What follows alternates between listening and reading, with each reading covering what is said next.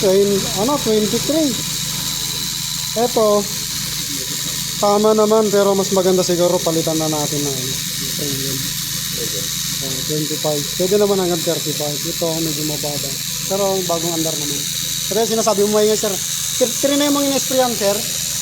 In-sprayan yung belt mo. Itong belt sir. Nag-try ka na in-sprayan. In-sprayan? Oo, yung pampakapit.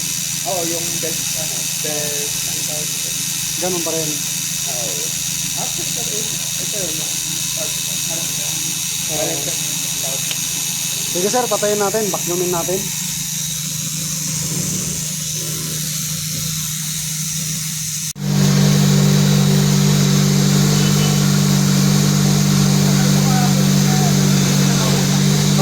Dapat magpawis yan.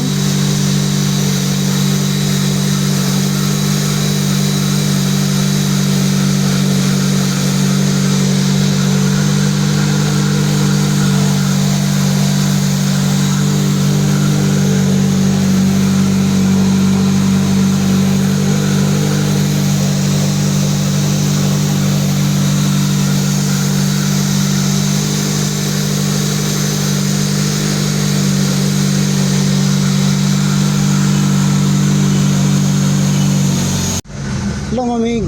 Ayan nagtuka agad Parang problema, hindi siya nag-automatic. Ayan ang problema sir. Ayun, nag-negative na siya Zero. Lumamig siya. Yun talaga malamig. Mahina yung fan mo sir.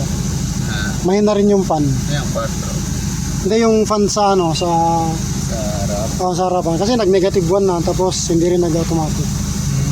Mahina yung fan doon sa harap kasi nung nabasa yung condenser, lumamig. Mahina yung fan. Okay. Hinahabol niya kumbaga. Oo. Ito nahabol dapat. Oo. Kaya maaaring po pwede pa yung compressor kahit mahina siya. Okay. Yung fan ang kailangan palitan. Oo. Lumamig siya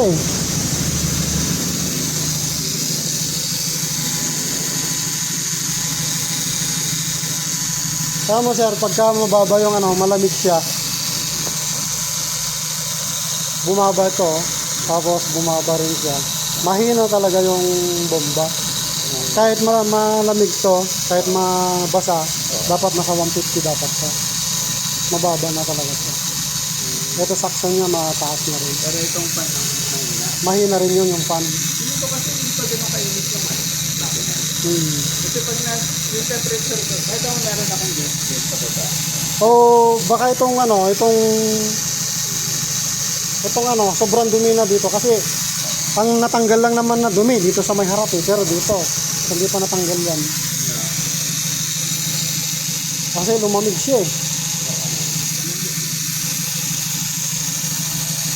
Kasi pati sa inyo nagpapawis? Hindi Hindi ba talaga? Nagpapawis dapat yan Meron na ako. bandaron dapat doon sa may suction yan. Okay. Ito yan. Pawis mo ba? Hindi pa dapat tumutulo-tulo yan Oo.